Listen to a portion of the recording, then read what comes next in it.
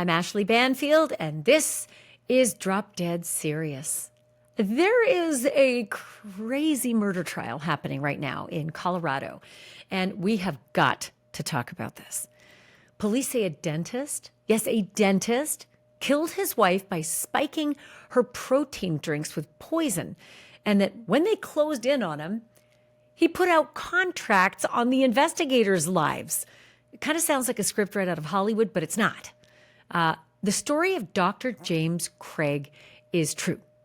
He is the friendly neighborhood dentist, everyone said. Father of 6, count 'em, 6 kids. He was a Mormon, church-going husband with a thriving dental practice in suburban Colorado. So when Angela Craig, his wife of 23 years, ended up in the hospital over and over and over again with a mysterious illness that nobody could diagnose, not one person suspected that her husband, Dr. Craig, was to blame. Not at first. Not at first. But then Angela died, and stories started oozing out of the woodwork. Angela was just 43 years old, healthy, active, mom of 6. But suddenly she was just gone. Her body shut down and seemingly without any warning. The doctors couldn't explain it. They had absolutely no idea what it was that killed her. But the investigators say they know who killed her. They said it was Dr. Craig, her husband. And when police arrested him, the community was floored. One former patient posted on Facebook, quote, "Hold up, my dentist I've seen for 18 years? What in the world?" Another person wrote, quote, "This is heartbreaking. I can't believe it. He's a wonderful dentist, a wonderful human and person." And a third person wrote, "OMG, this is my dentist." But Angela's death didn't come out of nowhere. It turns out the first signs of what was to come started weeks earlier. So let's rewind to the beginning. James and Angela Craig lived in Aurora, Colorado, and by all accounts, it looked like Dr. James Craig had a successful dental practice, Summerbrook Dental. He and Angela were raising their 6 kids in a conservative, religious home. But behind the scenes, things were not exactly as they appeared. Their marriage was unraveling. James had racked up a lot of debt.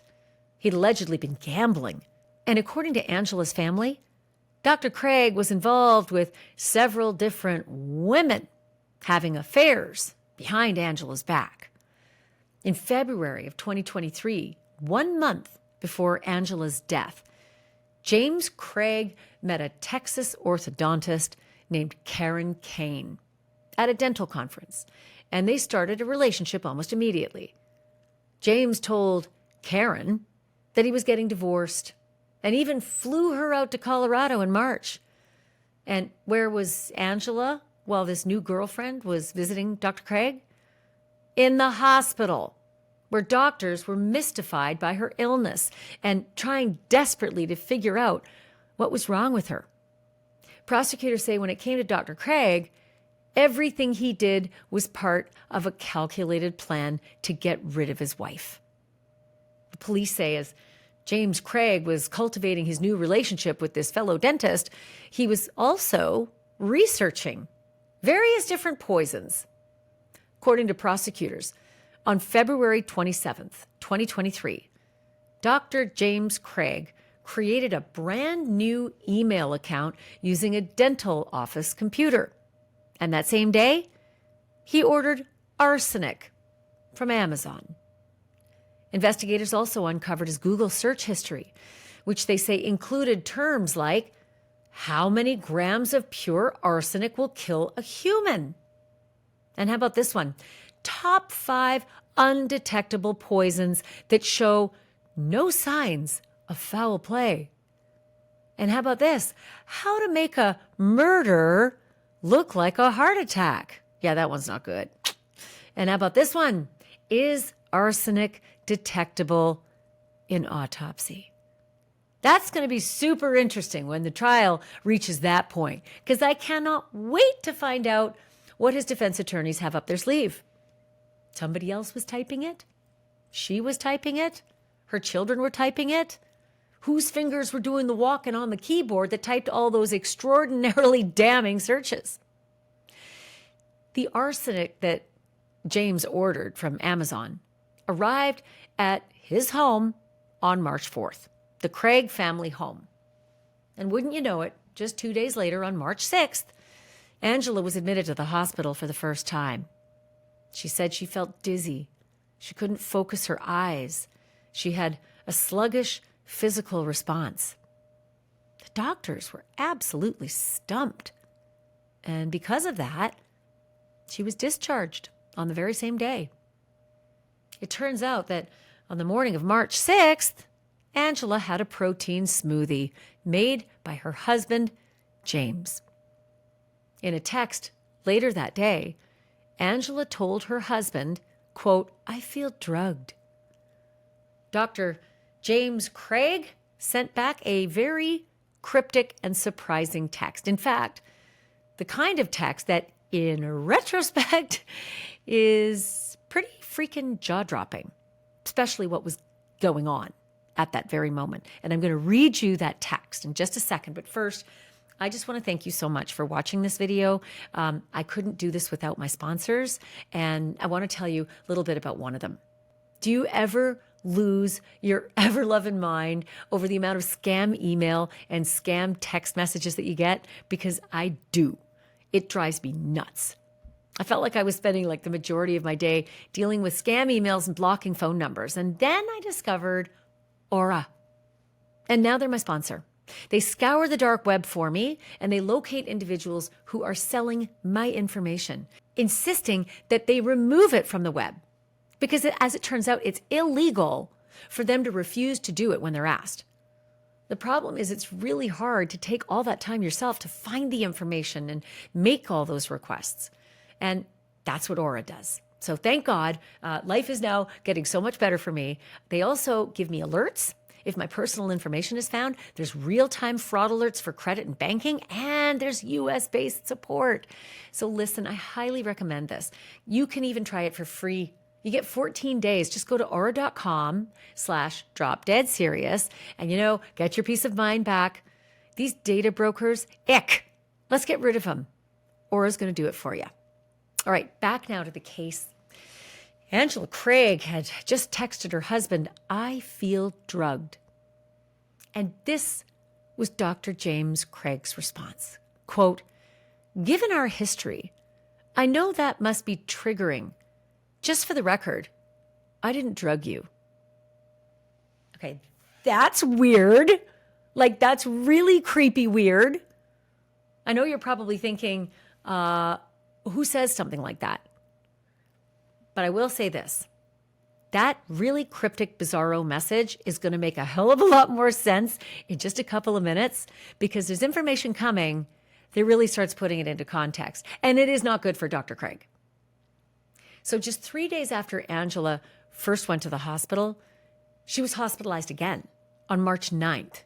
And she stayed there for 5 days until March 14th. And then a pattern was starting to emerge. Both times that Angela was hospitalized, she had just knocked back something that was prepared for her by her husband, a drink. First time it was a smoothie, and the second time it was a protein shake. In fact, on March 10th, James Craig told a family friend, quote, "Yesterday, the only thing she had was a protein shake in the morning, which she threw up," end quote. And then came March 13th. While Angela was still in the hospital, a package arrived at James Craig's dental practice. Police say he ordered medical supplies and that he told the supplier that the stuff in the shipment was for, quote, "a complex medical procedure." But it wasn't. Inside that box was potassium cyanide, according to the investigators. They said Dr. Craig told his office manager not to open the package because it was, quote, "personal." But another employee apparently didn't get the memo and opened up the package. Yo, boop, bad. Bad for Dr. Craig. And this employee, the police said, saw the packing slip, which said exactly what the box contained: potassium cyanide. 2 days after the cyanide arrived, on March 15th, Angela was hospitalized a third time. And 3 hours after she arrived at the hospital, Angela had a seizure. And then her condition rapidly declined, and she was placed on life support. And by March 18th, Angela Craig was dead. That's when the business partner of Dr. Craig, a man named Ryan Redfern, told one of the nurses at the hospital about that box of potassium cyanide. And wouldn't you know it, the nurse called the cops. Natch. But later that night, Dr. James Craig made a phone call to his colleague, Ryan Redfern, and asked Redfern, according to cops, if he'd said anything to the hospital staff. Redfern apparently said yes. Yes, he did. And that he knew about the package. And that's when James Craig allegedly started spinning, first denying the cyanide order and then admitting to the cyanide order, but claiming that Angela had asked him to buy it. And Redfern's response, quote, "Stop talking and get a lawyer." And soon a full-blown murder investigation was underway. And the more police uncovered, the worse it got. Dr. James Craig allegedly timed each poisoning to mimic a natural illness. According to investigators, he researched doses. He made Angela's smoothies. He warned staff not to open the packages. And all the while that his wife and mother to his 6 effing children lay dying, police said he was texting his mistress, planning a brand new life. Nice. Angela's family talked to police and told them that Angela had confided in her sister before that Dr. James Craig, an elder leader in their Mormon church, was addicted to pornography and had drained their finances. Angela told her sister that the dental business, Dr. Craig's practice, was in crisis. Dr. Craig's business partner, Ryan Redfern, later told the police that James Craig had previously filed for bankruptcy and was about to do so again. And now back to that weird-ass text message that Dr. Craig allegedly sent his wife, assuring her that he wasn't drugging her. It turns out years earlier, police say Angela told her sister that her husband, Dr. Craig, once tried to kill himself, and that to make sure he could go through with it, he drugged Angela to stop her from intervening in his suicide attempt. Yeah, I know, head fully blown. It's something that makes the context of that text that he sent to Angela, the cryptic one, "I assure you I'm not drugging you," it makes it especially chilling. Before his arrest, Dr. James Craig told several people, including a caseworker with Child Protective Services, that Angela was having ideations right before her death. According to court documents, Dr. Craig told the caseworker that Angela had been suicidal for, quote, some time, and that he believed she'd been, quote, intentionally overdosing on opioids and another unknown substance, end quote. That social worker told investigators the statements were concerning because Dr. Craig never reported the incidents, nor did he try to get her medical help. And on top of that, not one of those 6 kids, not one of the kids that couple shared ever said a word about their mom having a problem. Never said that she suffered from anything like depression. It wouldn't be long before Dr. Craig was arrested and charged with first-degree murder. And the Arapahoe County coroner listed Angela Craig's cause of death as acute cyanide and tetrahydrozoline poisoning, the latter being an ingredient in over-the-counter eye drops, like Visine. Subacute arsenic poisoning was also listed as a contributing condition. So yes, these are all really bad facts. Horrific facts, actually. But hold on to your hat, because it gets even worse. While sitting in a jail cell, Dr. Craig allegedly tried to cover his tracks by launching 2 separate schemes. One to arrange a couple of killings, like contract killings, and another scheme to fabricate evidence to help his defense. But let's start with the first alleged scheme. You know, the contract killings? According to the prosecutors, Dr. Craig tried to hire a fellow inmate named Nathaniel Harris to murder 4 people. 4! Not 1, not 2, not 3. Effing 4. And who were these people? Well, the lead detective on the case was one of them, a person named Bobby Olson. Also, there was a cop identified only as Officer Hillstrand. Officer Hillstrand was on the list. And for good measure, police say that Dr. Craig also tried to contract out the killing of 2 other inmates who were housed alongside of Dr. Craig in the jail's medical unit. So my, mind is turning all over the place. Why the 2 inmates? What do they have to do with anything? Maybe they overheard the conversation. Maybe, if prosecutors and police are right, Dr. Craig was yammering on and hiring a fellow inmate who maybe was about to get out or had someone on the outside who could carry out the killings of these 2 cops. And 2 other inmates were in earshot. So they had to go too. Just my musings. I do not know yet. The trial's only just getting underway. Dr. Craig allegedly offered Nathaniel Harris, that other inmate, $20,000 to carry out the killings. That's a lot of money for an inmate. Even if he isn't going to get out, it's a lot of money for his family. Investigators say in a letter that they intercepted, Dr. Craig wrote this, quote, "The worst, dirtiest detective in the world is on my case. Her name is Bobby Olson. We have to discredit her." In a separate effort, police say Dr. Craig contacted his fellow inmate's ex-wife, a woman who goes by the name Cassie. They said he offered her a blank check, quote unquote, blank check, to create fake text messages, phone logs, and photos to back up a lie that Angela had planned to take her own life. Dr. Craig allegedly wanted that story sold to the DA, to the district attorney. But he also allegedly wanted that story sold to his own defense attorney at the time.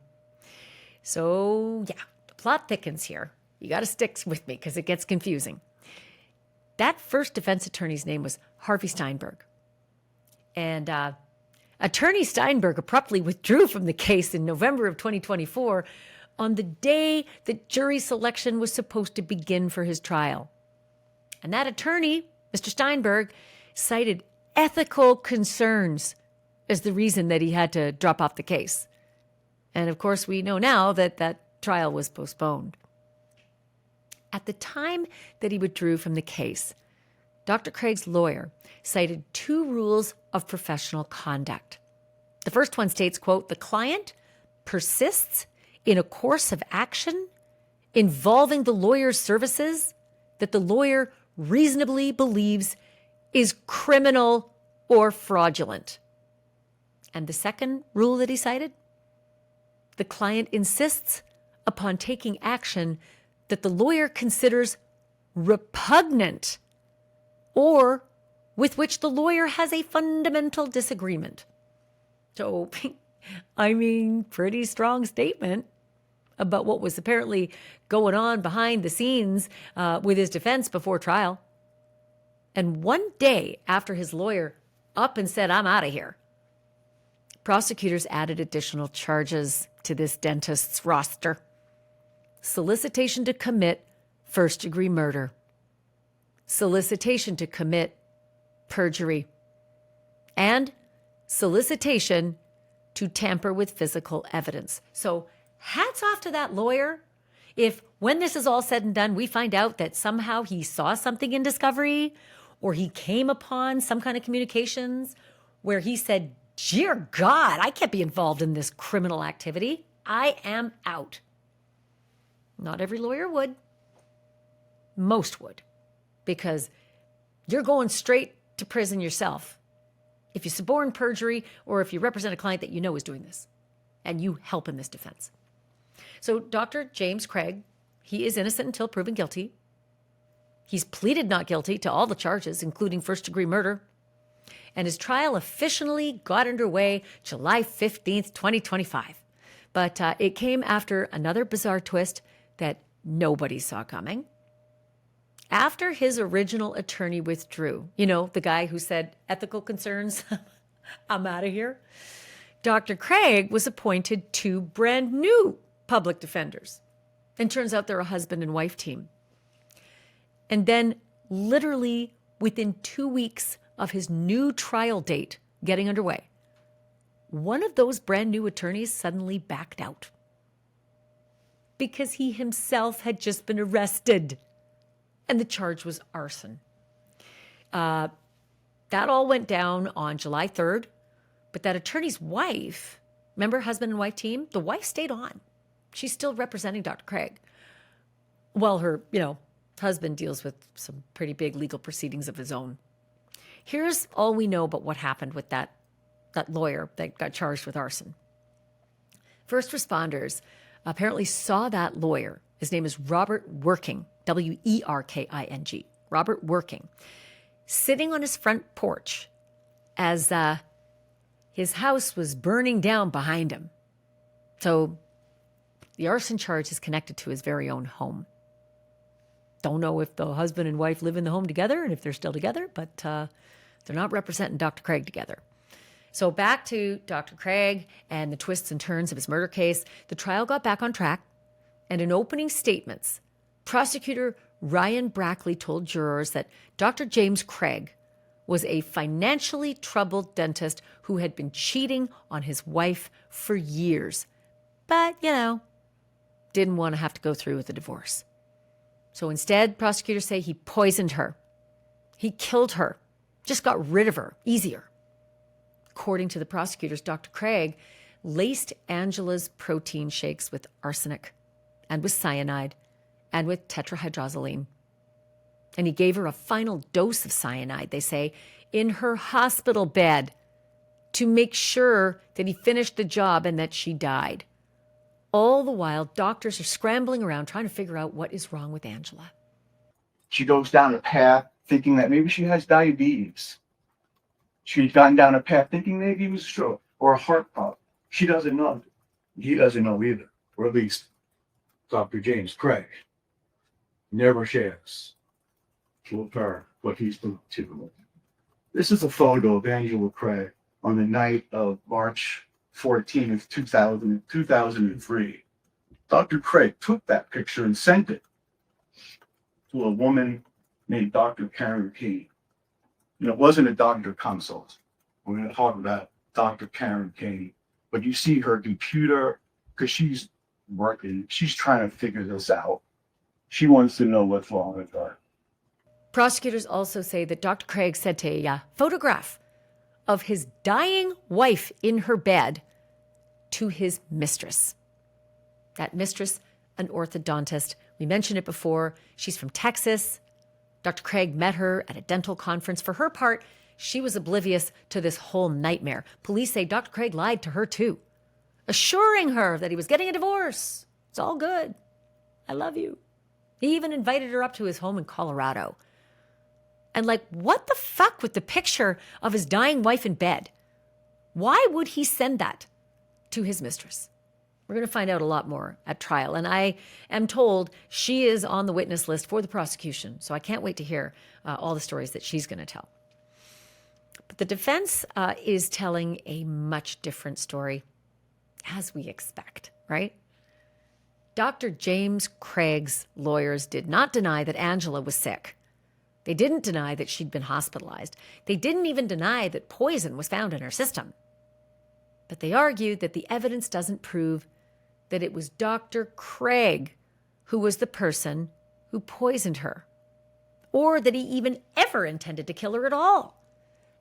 The defense admitted that he was a cheater, horrible guy, right? More than once. But they said he never stopped loving his wife, Angela.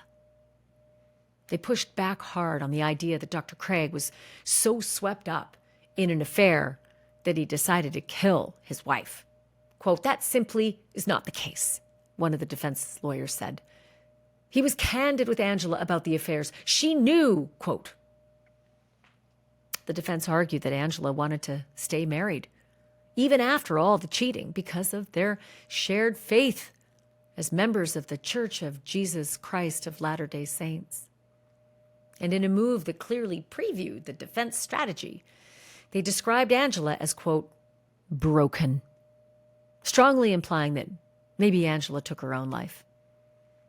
The defense also questioned the credibility of the alleged fellow inmate involved in the jailhouse murder plot, accusing police of bias and saying their police work was shoddy. The search of the home was very poorly done. You're going to hear that. Because again, they had tunnel vision, right? It's the husband. We already know what's going on. We're going to go in with our blinders on, and we're just going to take what fits our vision. We're not going to look at the whole entire picture. And I can't wait until the cross-examination if that witness, the alleged inmate who was contracted to do a couple killings, takes the stand. Because whenever you have like a jailhouse rat or you have an inmate who gets up on the stand during trial, it is a rip job. I mean, you know, you're an inmate. What kind of credibility do you have? It's the only thing that the defense attorneys ever have, right? You're an effing inmate up there. You're a criminal. Why should anybody believe in you? Actually works. Jurors usually look at inmates as criminals and maybe not to be believed. But the lawyers for this dentist pointed out that the tests on the protein shake containers did not show any traces of poison. That might be powerful. But, you know, prosecutors are going to say the tests were done days after the containers had the protein shakes in them. Nobody knew right away. On my News Nation show, Banfield, I talked with a Colorado criminal defense attorney, Eric Faddis, who has been following this case since the beginning. Here's our conversation. Oh boy, Eric. Okay. First of all, I want to ask about openings and all the rest, but not before I ask you, what is his defense? There seems to be this mountain of evidence. What is he saying other than, oh, they had tunnel vision?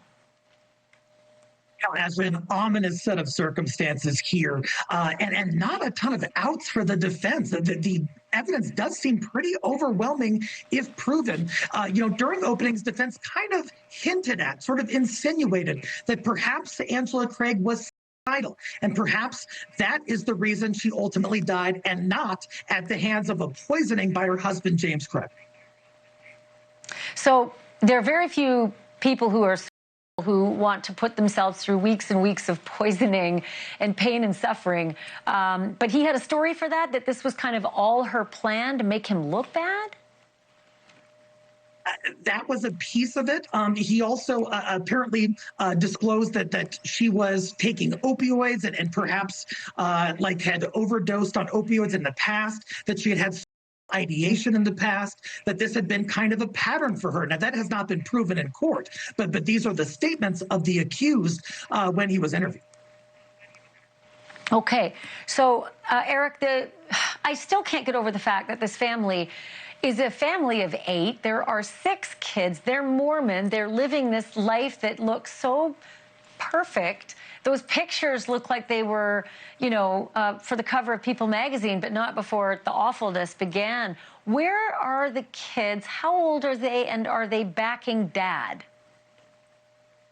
So they are on the younger side. I don't have their exact ages. In fact, the court has issued an order that really prohibits media from disclosing the names of the children and other identifying characteristics. That being said, it's a bit unclear what side that they are going to be on. Now, the prosecutor at the end of the day today mentioned that there will be a service dog present in court sometime soon. And that usually signals that there will be a child who will be up on the stand testifying. We're in the prosecution's case in chief. And so that could mean that that one or more of the children may testify against their dad. Well, I have a feeling that's the case because, as I understand it, and correct me if I'm wrong, they already told the police, no, mom was not suicidal. So that would tell you something. But you never know, right? With kids, you just never know. So the other question I have is this whole business of this guy has been spinning through lawyers. What happened with lawyer number one? What happened with lawyer number two? So that we've ended up on round three. Actually, these are peculiar developments. Usually you don't rotate through 3 defense attorneys in such a high-profile, nationally publicized case. Lawyer number one was Harvey Steinberg. He is an esteemed criminal defense attorney. I actually worked for him for a period of time. He's filed a motion to withdraw on the day the trial was set to begin, stating that the course of action could be fraudulent or criminal and was repugnant or something with which he fundamentally disagreed. And so you can read into that what you will. The second attorney, Rob Working, also very highly reputable in Colorado. He was recently charged with arson. And so he had to withdraw from the case. His wife, Lisa Moses, is handling the defense alongside Ashleigh Whittam, the woman seen there in that clip, who I think got on the case relatively recently. Okay, I want to ask our control room to put that picture up again. There's this picture of the victim in this case, and she kind of looks like she's in a hospital bed, maybe in her final, few days of life. And I think I heard, and please tell me if I'm wrong, I think I heard that he sent that picture to his mistress. He took the picture of his dying wife. This one here takes a picture of his dying wife. Maybe she's in her bed at home. It actually looks more like a picture at home. Is that actually true? Is that something they're asserting in court?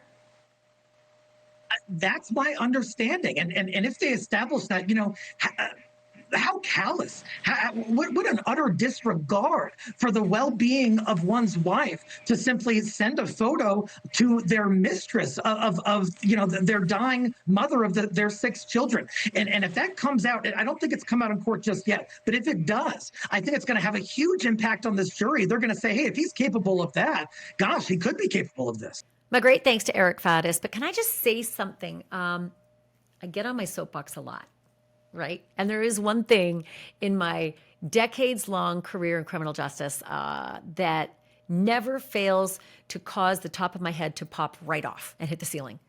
And that is gag orders and cameras being banned from courtrooms. Whatever you feel about the media, I get it. Media's got a bad rap, but the media is you. The media is you. Those cameras are you. They are your portal into your process. The process you elect, the process you pay for, the process you trust, and the process you laud as democracy. We're the shining example on the hill. This is our open, transparent system of justice. Public system of justice, not hooded secret justice. That happens in many countries that I have visited as a war correspondent. This is America, and we're supposed to know what's going on. We don't carry out justice in secret.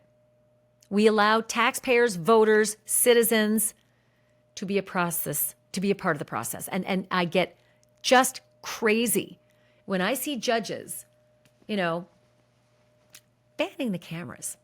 Out you go. You can only be here for, maybe openings and a verdict. But the rest of it, we're just going to leave it to reporters to write down their impressions and then translate that to you. So really, you're not getting the real McCoy. As much as I love reporters, I'm one of them. We're not perfect. I'd prefer you to see it with your own eyes and then make your own call as to whether you think that justice prevailed. Okay. That's my soapbox.